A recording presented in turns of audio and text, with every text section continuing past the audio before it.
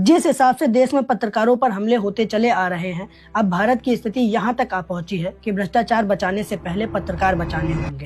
वैसे पहले कभी ये उम्मीद नहीं की गई होगी कि लोकतंत्र के चौथे स्तंभ पर ऐसी स्थिति आ पहुंचेगी, लेकिन हम सब भूल जाते हैं, मोदी है तो सब कुछ मुमकिन है।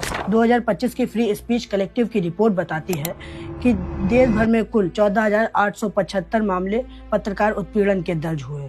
8 से 9 पत्रकारों की हत्याएं हुई और 33 पत्रकारों पर सीधा मामले दर्ज किए गए।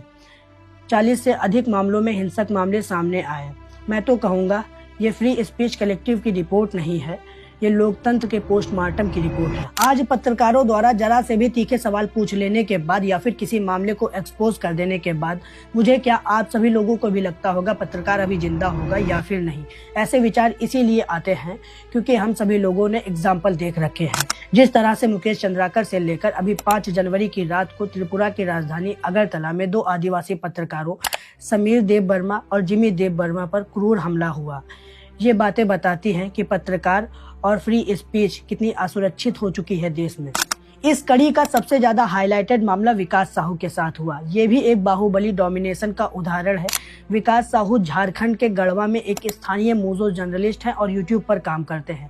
एक जिम्मेदार नागरिक होने के तौर पर उन्होंने एक छुटपुटिया नेता विकास माली, जो अपने आप को एक बाहुबली और बहुत बड़ा समाज सेवी बताता है, विकास साहू ने उसका कन्या विवाह विकास योजना के नाम पर ठग और फ्रॉड का मलाला एक्सपोज किया। इसके बाद जब विकास माली को लगा कि ये तो मेरा भांडा फोड़ रहा है, तब विकास माली ने विकास साहू को लालच देकर बुलाया और विकास साहू को 8 से 10 लोगों से लाठियों से पिटवाया, कपड़े फाड़े, मुंह और पैरों से खून बहने लगा।